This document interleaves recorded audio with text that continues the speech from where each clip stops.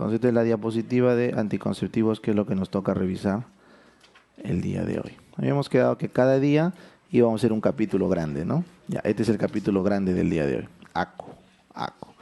Ahí está, miren, ACO. ¿Qué puesto ocupa? 4. ¿Ya está? ACO. Muy bien, ¿cómo ha venido en los años ACO? El 2017 se recontrarrayaron ACO. Luego, tercer lugar, el 2018. Y una sola preguntita este año. Bueno, así es. Pero sigue existiendo en el banquito. Muy bien. Entonces vamos a hacer una pequeña revisión general de cómo es nuestra diapositiva. Acá vamos a hablar de los lineamientos generales de la norma técnica de anticonceptivos. Acá vamos a empezar a hablar uno por uno de los anticonceptivos, en este caso de los artificiales.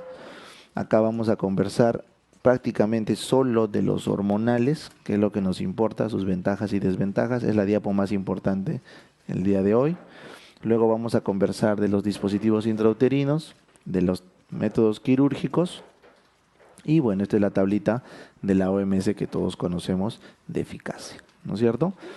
Luego, terminando anticonceptivos, vamos a conversar de violencia de género, ya que es un capítulo importante porque últimamente está viniendo por lo menos una pregunta por examen de este tema. ¿Ya? Entonces vamos a arrancar con anticoncepción. Muy bien, entonces nos guiamos de la norma técnica 124 del 2016, ¿ya? Es la que más nos ayuda a integrar la información. Igual tiene siempre cada cierto tiempo unos ajustes, se añaden mediante resoluciones ministeriales, pero para fines de lo que es la medicina, no la parte tanto gestión, sino de medicina, se mantiene porque tiene como base los documentos técnicos de la OMS. ¿Ya? Entonces empezamos. Recuerden que los anticonceptivos son de distribución gratuita en los establecimientos de salud públicos porque tienen un financiamiento especial. Bueno, eso de gratuito es mentira, pues, ¿no es cierto? Porque nada es gratis en esta vida, ¿no es cierto? Alguien lo paga, ¿ya? Entonces, eso es una pregunta de examen, pues, ¿no? Te ponen cuál es el verdadero método gratuito, el método natural, o sea, no hay otro. Esa es la única opción. Lactancia materna, ritmo, eso es gratuito. Entonces, esa referencia que hace lo hace en función a que el Estado, a través de los impuestos, financia para toda la población los anticonceptivos. Ya es bueno tenerlo claro. Esta recaudación que hace el MEF para los anticonceptivos es independiente del presupuesto que pueda o no ejecutar el ministerio. ¿Qué quiero decir? Que hay una partida exclusiva para anticonceptivos. ¿Está bien? O sea, no debe faltar plata para anticonceptivos, no, porque es una orden que viene de arriba. Cuando digo arriba me refiero a la ONU. ¿Ya? La ONU, a través de la OMS, te dice, tienes que controlar tu población. ¿Ya? Esta tierra no va a soportar otra vez 5, 6, 7 hijos por familia. Es imposible. ¿Ya? Si ustedes ven todo este rollo del calentamiento global y todo, al final, ¿qué es lo que más ahorra calentamiento global? No tener hijos.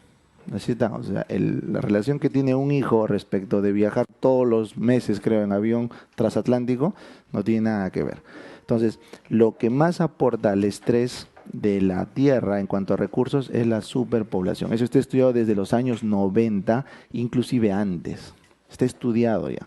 Y la propia ONU, a través de la OMS, se ha puesto como meta reducir la tasa de fertilidad a tan solo 2 puntos, por un poquito por encima de 2 puntos. O sea que tengan por pareja 2 hijos solo para que la especie no desaparezca. Nada más, para que los 2 hijos reemplacen al papá y a la mamá. ¿Está bien?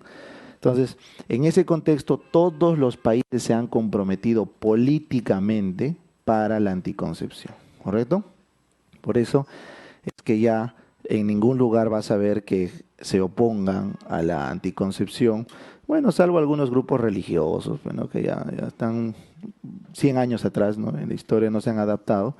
Entonces hasta la misma religión católica está adaptada y con el tiempo tendrá que adaptarse también al aborto y tendrá que adaptarse al matrimonio gay y todo, porque es la única forma que como cultura, ¿no?, puede mantenerse. Entonces antes la religión estaba bien en contra de la anticoncepción, y ahora simplemente tiene que adaptarse, porque son temas que se acuerdan macro. Eso quiero que lo recuerden porque por eso nos preguntan siempre. O sea, cada capítulo yo trato de darles el peso que tiene. Ayer vimos HUA, que era costoso, molestoso, había cáncer de fondo, esa era la motivación. Entonces siempre tenemos que, antes de estudiar algo, el saber el por qué lo estamos estudiando, porque no es solo para una pregunta, tiene que tener un trasfondo, ¿ya? Por ende, todos los médicos deberíamos saber manejar estos anticonceptivos porque al final vamos a dirigir esa estrategia, pues, ¿no?, de control de la natalidad. Muy bien. Estos anticonceptivos se deben dar a todos los peruanos, en este caso porque así dice la norma técnica, aunque en verdad es en todo el mundo, ¿no? O sea, tú puedes ir a otro país, igual puedes pedir anticonceptivos, así no seas de ese país, ¿ya? Porque es un tratado macro que se tiene. Ponte en Brasil, peor ahora con la Copa América, había condones por todo lado, gratis, o sea, agarraban los condones y se los guardaban, eran como bolsas, como cajas de condones, ¿no? Porque obviamente ellos tienen aparte un problema de la CITES, pues, ¿no? Entonces, eso tiene presupuesto financiado, ¿ya? Entonces, otra pregunta que puede ser es ahí.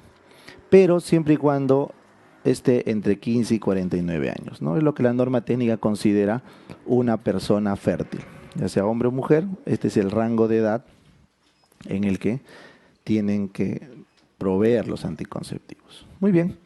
Y finalmente, si te preguntas por qué todo este rollo, por qué tanta importancia al control de la reproducción, bueno, ya les expliqué la importancia de fondo, que es el tema básicamente de la sostenibilidad de la tierra, pero en gran parte es porque todas las personas tienen derecho a elegir cuándo reproducirse, cómo protegerse, cuántos hijos tener y qué método usar, ¿no es cierto? Al final es un derecho humano la reproducción. Entonces, si quieren repasar un poco de esto, no está mal porque siempre es bueno saberlo. La anticoncepción está dentro de todos los derechos enmarcados sobre la sexualidad. Ya es todo un tema que honestamente nosotros en medicina no estamos formados en eso. O sea, lo mucho me acuerdo que llevamos un curso de sexualidad en segundo año y pasó piola, ¿no? Más para la chacota que otra cosa. Pero esto es un tema social importante, ¿no? Que estamos viendo las implicancias que tiene ahora con todo esto de que si el matrimonio igualitario, que si se reconocen las minorías y todo, porque el concepto de sexualidad es bien complejo. ¿Ya? Y dentro de ese concepto de sexualidad y la forma como debe vivirse, está que todos tienen derecho a elegir la forma de cuidarse. O sea, nadie está obligado a tener que reproducirse. ¿Ya? Entonces eso que no cada niño viene con su pan en el hombro, ¿no? No, eso es violar los derechos humanos. Así, es algo así. Está violando los derechos humanos. O sea, condenar a que una persona no tiene opción de su reproducción, o sea, que sí o sí tiene que reproducirse porque así lo quiso, sabe Dios quién. Entonces, eso viola los derechos humanos. Siempre recuerden eso. Así que ningún personal de salud, está explícito en la norma técnica, puede declararse en objeción de conciencia para dar un anticonceptivo. Simplemente no puede trabajar para el ministerio. ¿Está bien? Tú te puedes declarar en objeción de conciencia, por ejemplo, para un aborto terapéutico, por tu religión, por lo que sea. Inclusive en otros países se pueden declarar en objeción de conciencia. Pero la norma está clara y dice, nadie, ningún trabajador, por más religión que tenga, puede no ofrecer un anticonceptivo. ¿Está bien? Porque está violando un derecho humano. ¿Ya?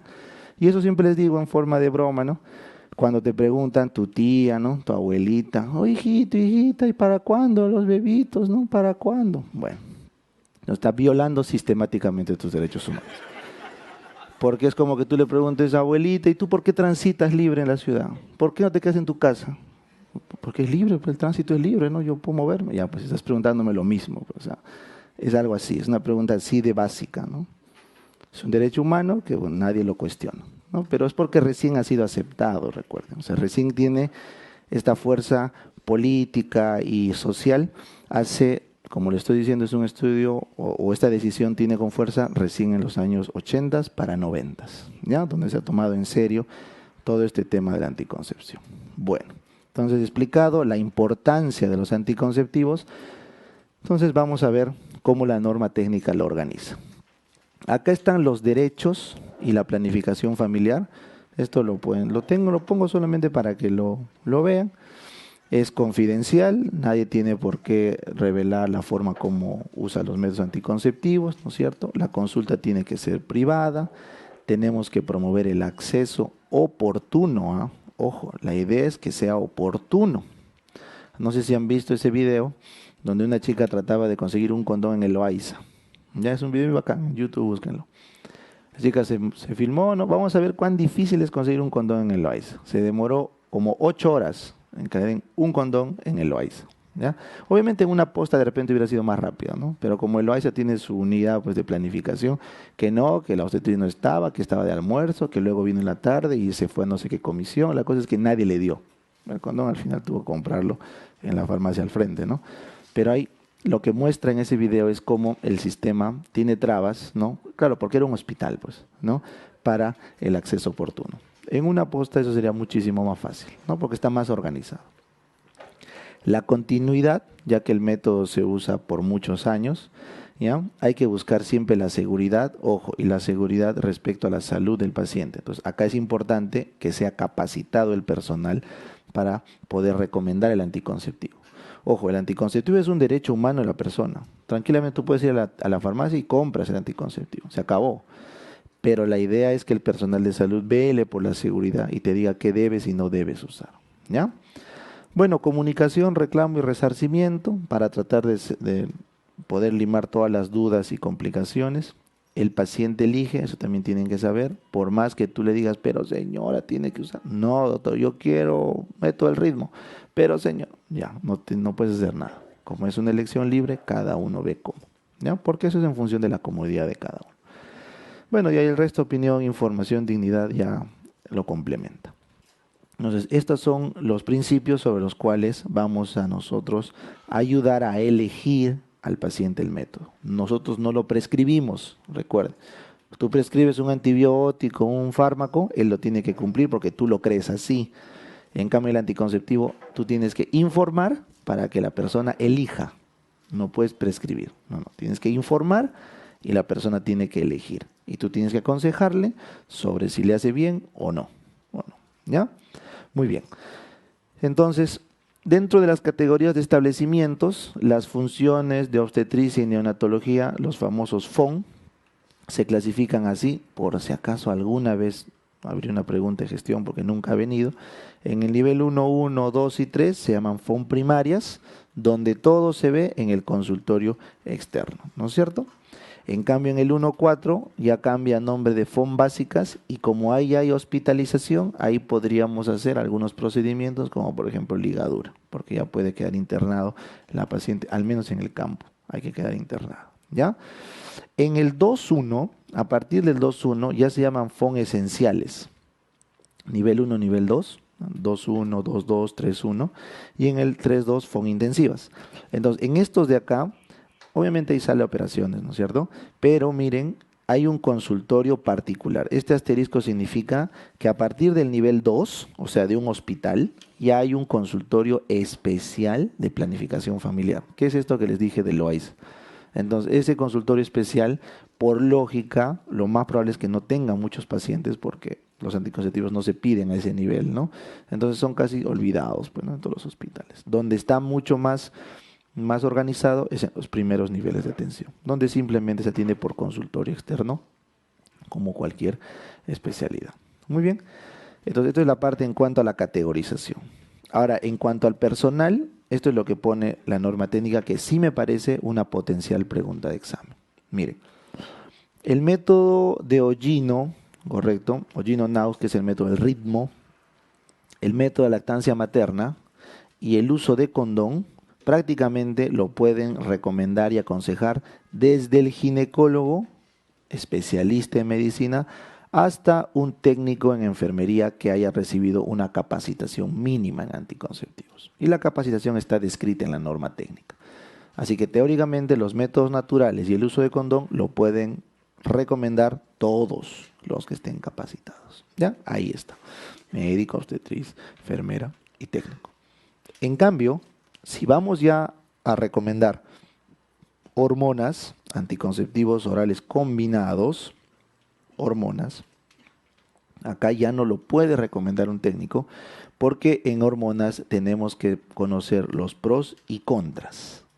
Y para conocer los pros y contras, por lo menos tenemos que saber descartar enfermedades cardiovasculares. Por lo tanto, tiene que tener ya algún conocimiento genérico de medicina. Y las enfermeras capacitadas sí pueden. Toman la presión, hacen preguntas importantes sobre el perfil cardiovascular y por ende podrían recomendar acertadamente un ACO. Esa es la lógica. En cambio, un técnico de enfermería, por la currícula y la formación que tiene, ya no podría. En cambio, en enfermería sí les enseñan principios básicos de fisiología, fisiopatología, etcétera, y teóricamente puede recomendar. Luego, cuando ya estamos yendo a inyectables, implantes, DIU, que son métodos ya de más largo tiempo, requieren un conocimiento a profundidad del proceso del anticonceptivo. O sea, hay que haber estudiado el anticonceptivo. Y ahí está el especialista, el médico general y la obstetra, o el obstetra. ¿Por qué? Porque en la currícula tienen todo un componente donde estudian a profundidad los efectos adversos, las ventajas, desventajas y todo, que lo capacita para poder llegar inclusive a colocar DIUs, implantes y todo ello. ¿Está bien? Es así. Eso es una formación, ¿no? Ustedes saben que la formación en competencias de salud tiene grados, por lo tanto, así como un médico se especializa en gineco, traumato, etcétera, los personales no médicos pueden especializarse en ciertas enfermedades. ¿Ya? En este caso, la obstetricia se consideraría pues como una parte de la salud especializada en lo que es salud reproductiva.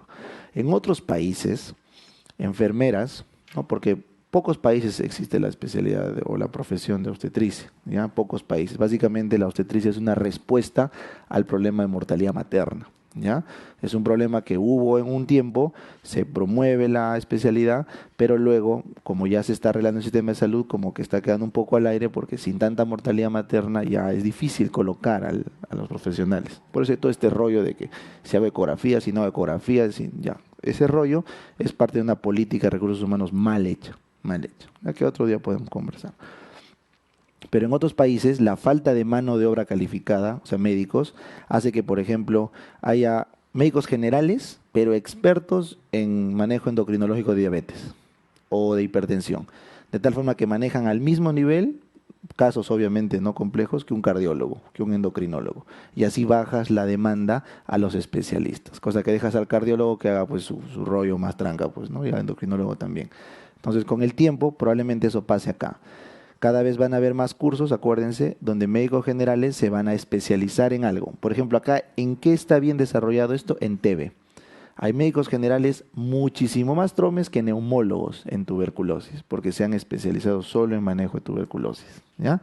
Entonces, algo parecido es lo que trato de explicar acá con obstetricia. Es una especialidad de la salud que tiene énfasis en salud reproductiva. Por eso van hasta acá. Lo único que no pueden hacer es el método quirúrgico, ¿ya? Porque eso requiere haber hecho cursos de cirugía, pues, ¿no? Teóricamente, desde el médico general para arriba, recién puede venir el método anticonceptivo quirúrgico voluntario, AQV, ¿ya? Anticoncepción quirúrgica voluntaria, AQV. Bueno, entonces, esto es respecto al personal, que como les digo, desde el año pasado es una pregunta potencial, ya que está habiendo mucho tema sobre esto del intrusismo, que qué hace, qué no hace. Entonces, en gineco y en obste es donde podría haber alguna pregunta eventual, ¿no? Siempre tienen que ver que el contexto de lo que vive el país marca las preguntas de examen, ¿ya?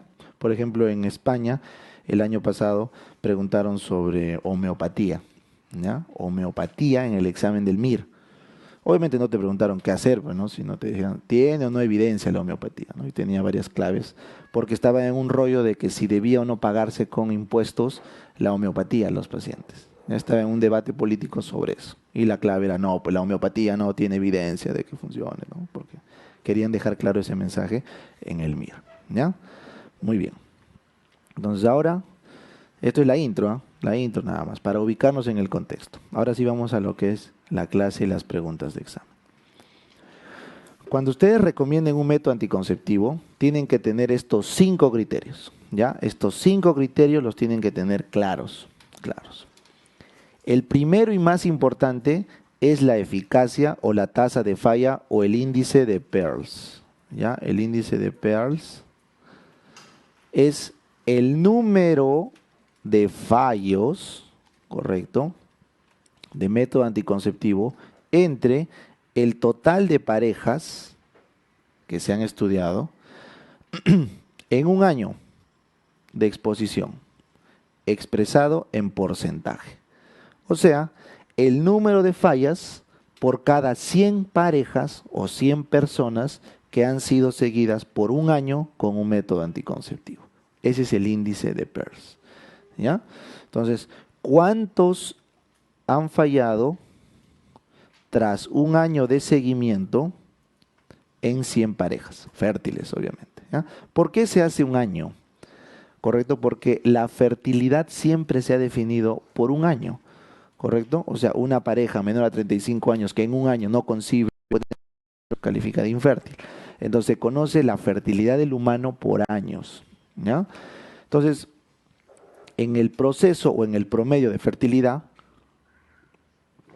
la probabilidad de salir embarazada en una sola relación en día fértil es cerca del 33%. ¿Ya? Entonces la fertilidad cuando sacan los globales del humano suelen ir por ahí. O sea, no es que 100%, pero 1 de cada 3 es bastante.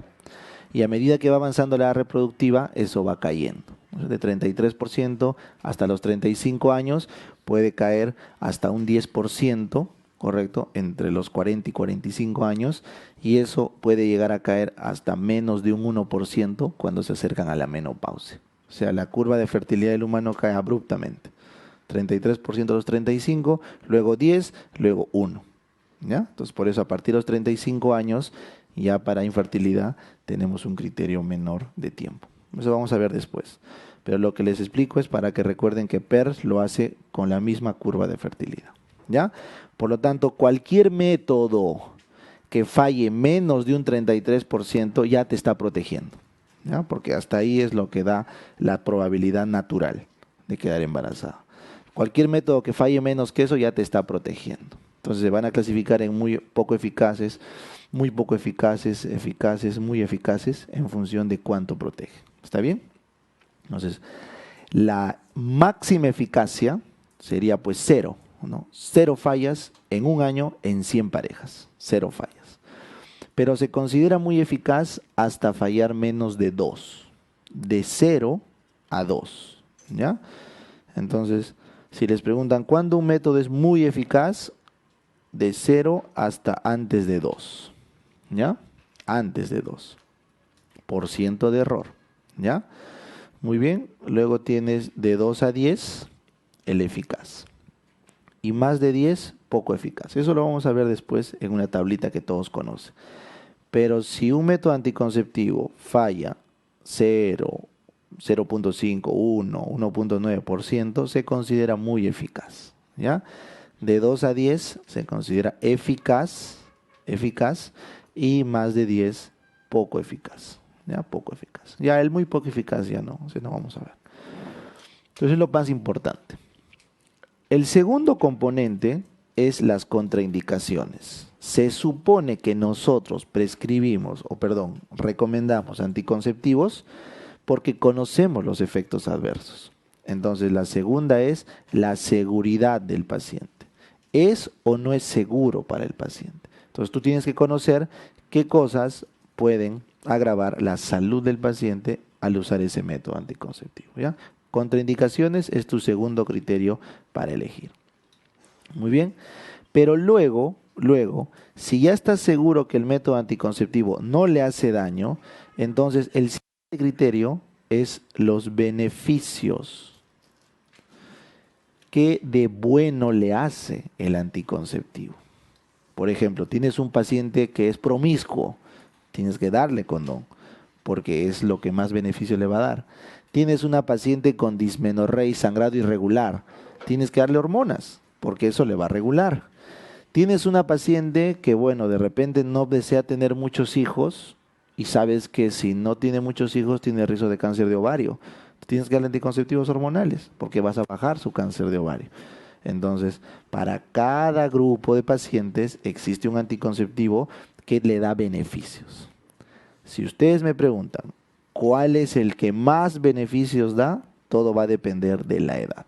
¿Ya? Entonces vamos a poner acá un pequeño gráfico de resumen Ojo, esto es de resumen porque va a tener sus particularidades.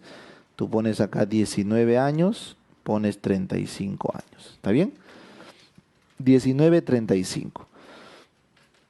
Por debajo de 19 años se recomienda método de barrera o condón, siempre y cuando la paciente tenga relaciones esporádicas. Después lo vamos a explicar.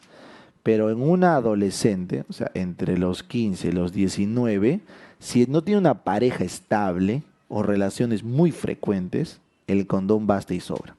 Porque es lo que más beneficio le va a traer por el ritmo, por la espontaneidad, pues no, o lo esporádico que es las relaciones, y no le va a dar contraindicaciones porque no le estás dando hormonas desde tan joven.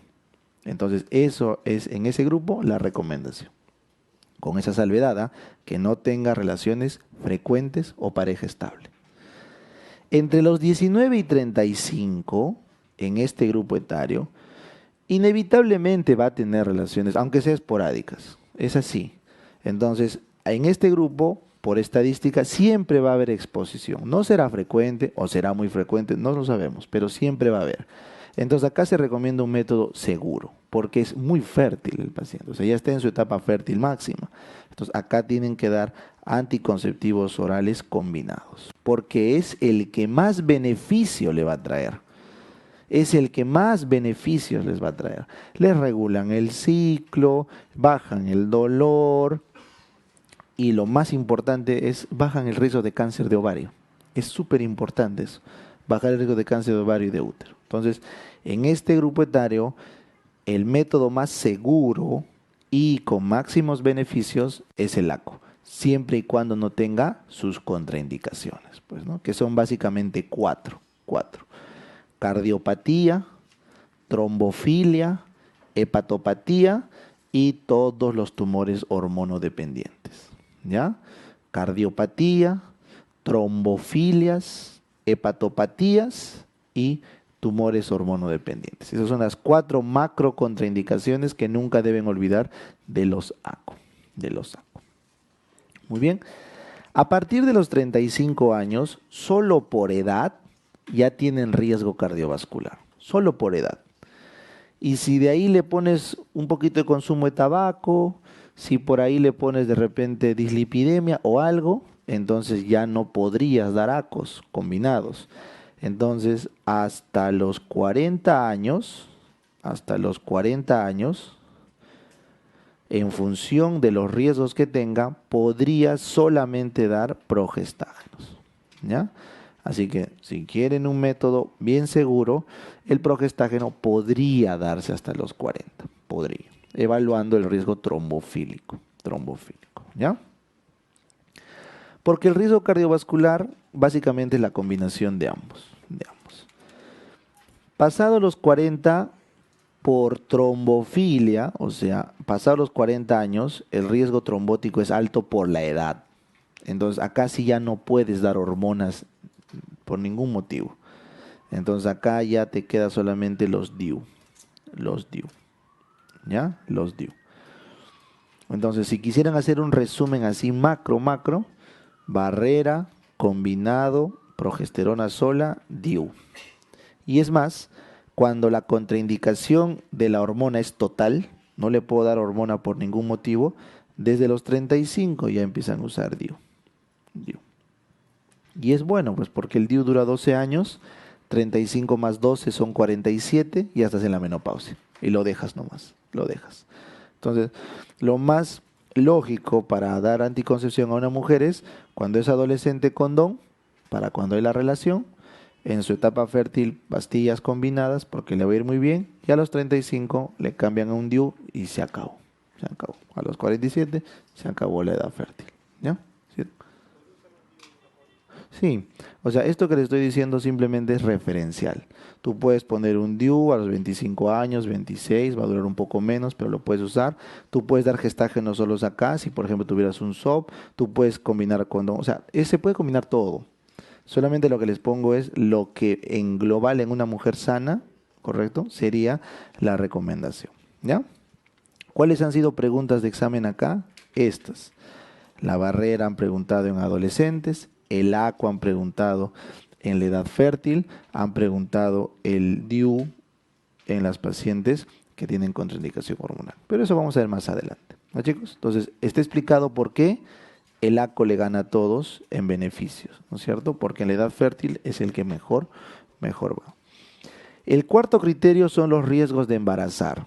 ¿Qué quiero decir con eso? La teratogenicidad o el riesgo de aborto. O sea, muchos pacientes van a decir, ya está bien, doctor, quiero cuidarme, pero bueno, si falla el método, no importa, pues ya lo tengo. Perfecto. Entonces, ellas tienen que saber qué pasa si falla una T de cobre. Van a hacer un ectópico, pueden abortarlo. ¿Qué pasa si falla un método hormonal y lo siguen tomando mientras están gestando? Es teratogénico el estrógeno. ¿Qué pasa si falla la progesterona? No pasa nada. ¿Qué pasa si falla el condón? No pasa nada. Entonces, las pacientes tienen que saber qué ocurre con su producto si falla su método anticonceptivo. Ese es el cuarto criterio, ¿ya? Básicamente, el DIU es el más peligroso porque da ectópico y aborto.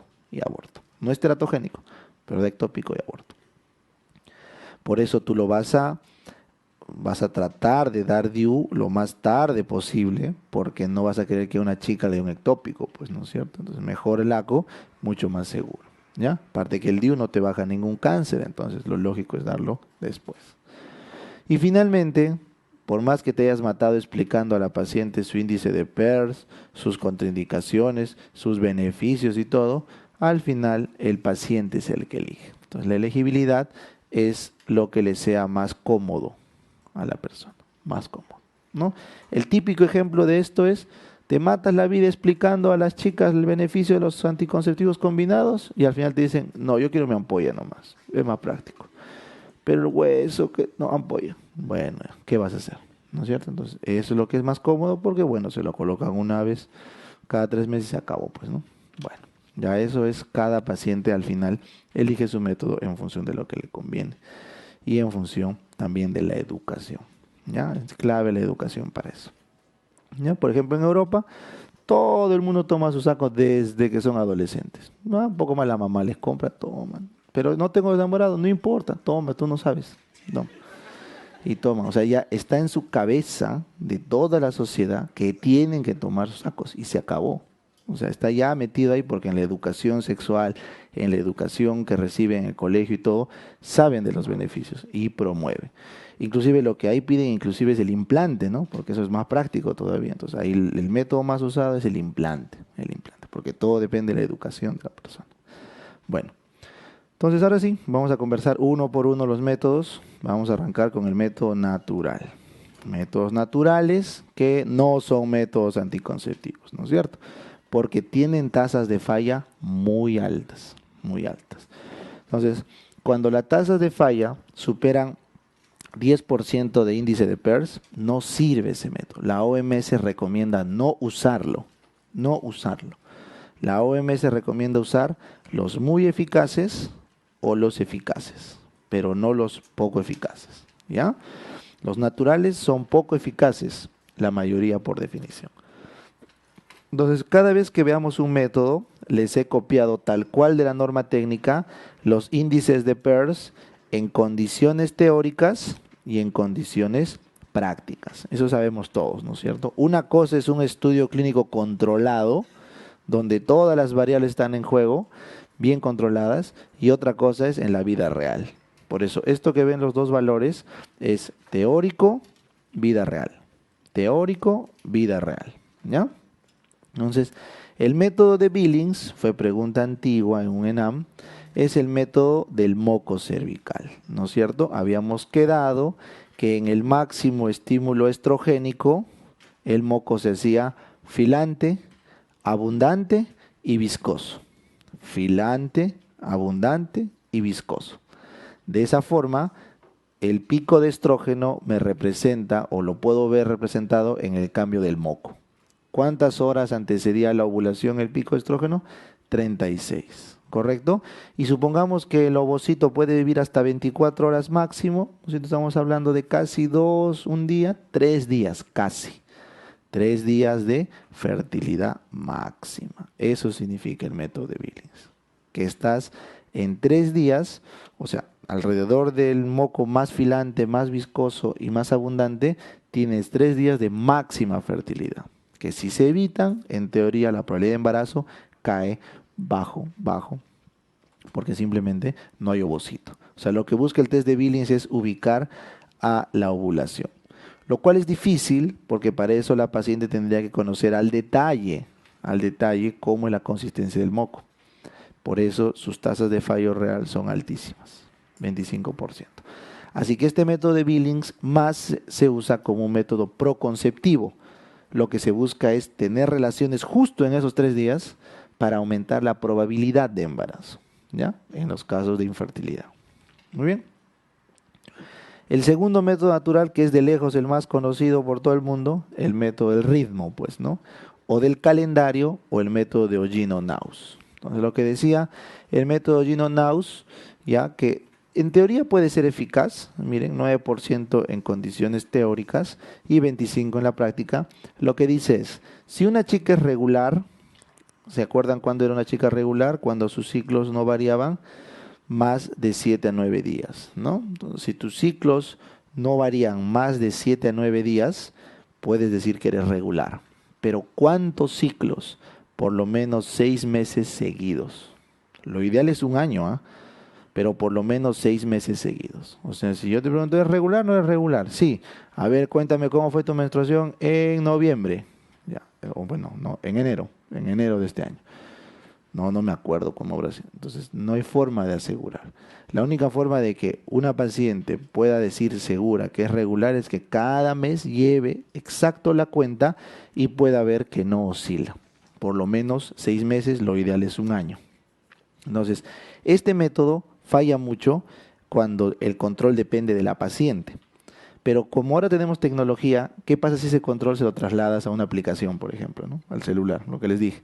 Entonces, revisen, el año pasado se aprobó un método anticonceptivo por una aplicación. Lo que hace la aplicación es, te obliga a registrar el día de la regla, te obliga a registrar el inicio de la regla porque suenan las alarmas, todo como una aplicación, pues, ¿no?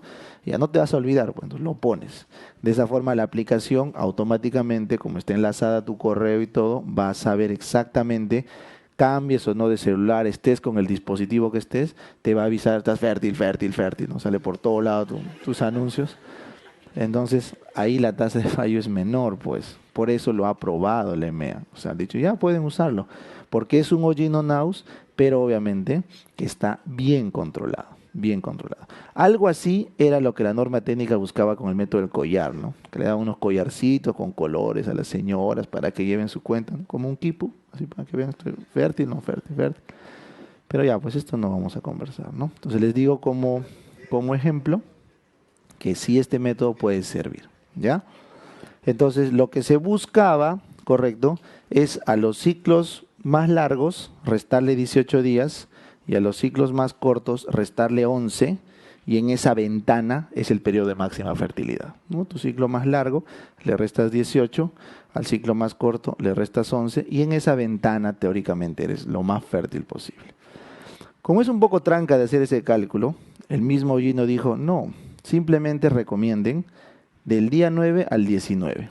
Y en cualquier mujer, cualquiera que sea su ciclo mientras sea regular, ¿no es cierto?, de 28 más menos 7, en esos días es el periodo de fertilidad más probable. O sea, no hay pierde.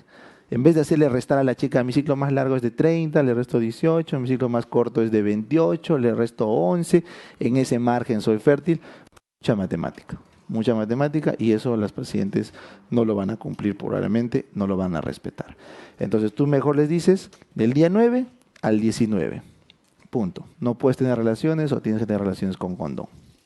Entonces se supone que buscan este método para no usar métodos artificiales y tienes que darle este margen, entonces te vas a dar cuenta que el propio paciente, la pareja te va a decir, un momentito doc, mis reglas son 6 días más o menos, me quedan 3 y luego tengo que esperar 10 días y luego me da 8 nomás después.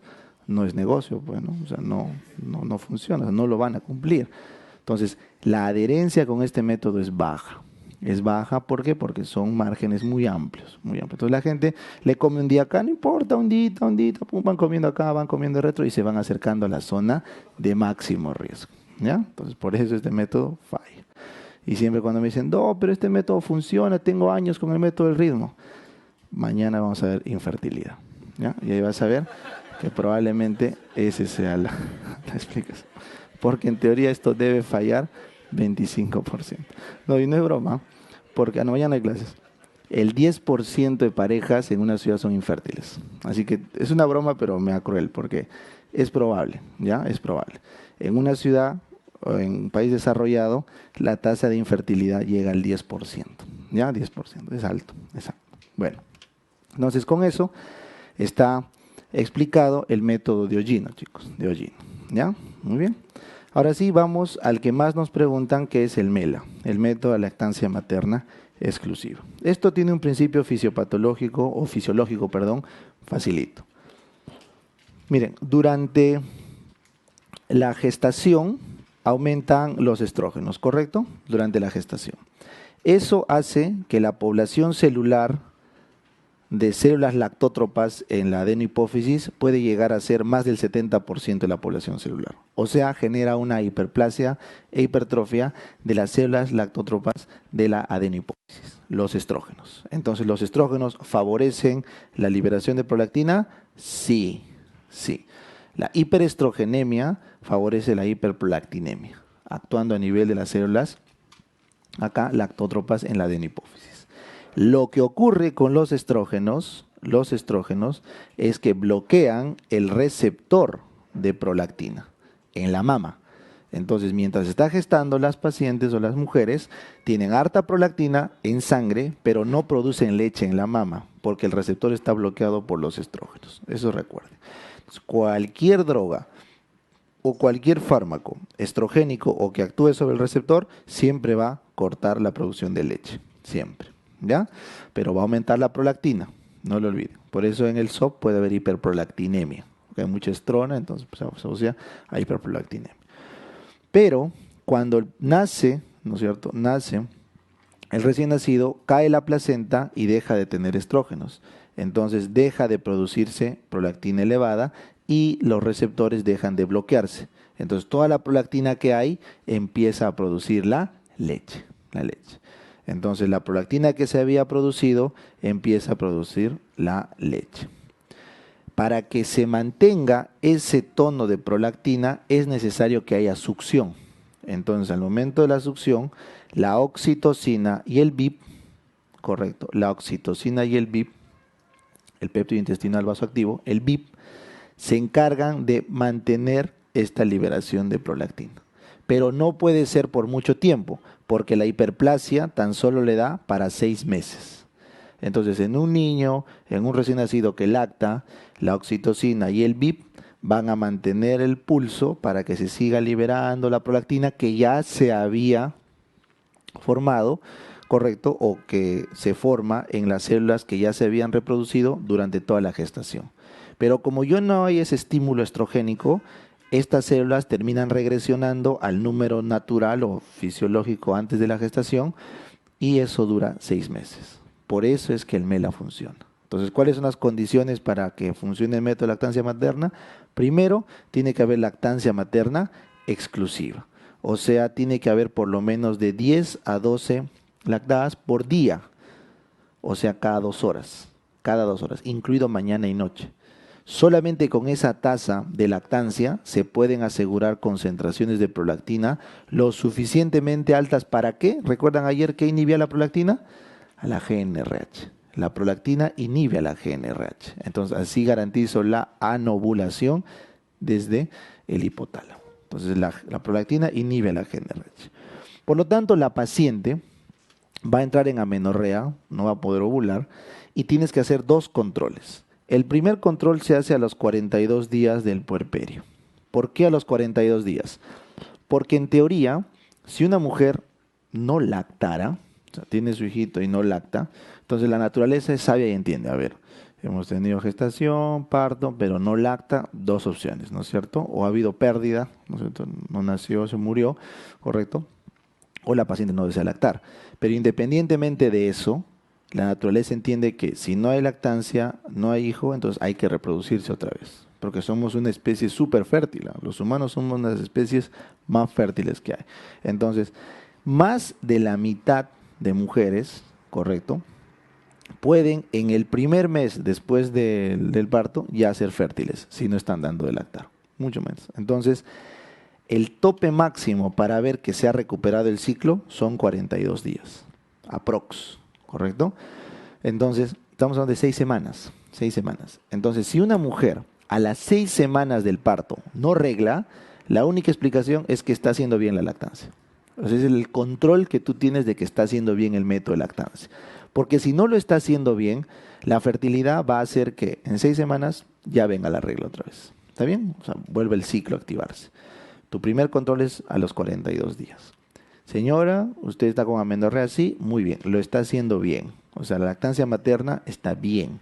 Siga como está haciendo y nos vemos en 6 meses para darle otro método. Porque en 6 meses ya la prolactina no va a haber. ¿Está bien? Suficiente prolactina como para inhibir a la GnRH. No lo olviden. Doctor, ¿puede durar más? Claro que puede durar más. Puede durar hasta un año. Pero lo más probable es que en 6 meses se acabe. ¿Ya? Muy bien. Entonces, esa es la pregunta de examen. Prolactina es la hormona implicada. La lactancia materna es la condición obligatoria. Y ahí tienes el MELA. Y miren, por favor, las tasas de eficacia son altas. Es eficaz e inclusive hasta muy eficaz en condiciones de laboratorio experimentales. Por eso si les preguntaran cuál es el mejor método natural en una puérpera, el MELA. El MELA. Ha venido varias veces. Como es un método natural, es el único realmente gratuito, pues, ¿no es cierto? También está en la pregunta. ¿Cuál es un método gratuito? ¿No? Y todas las claves eran métodos anticonceptivos y se supone que todos son gratuitos, pues, ¿no es cierto? Pero ese es el único que es natural.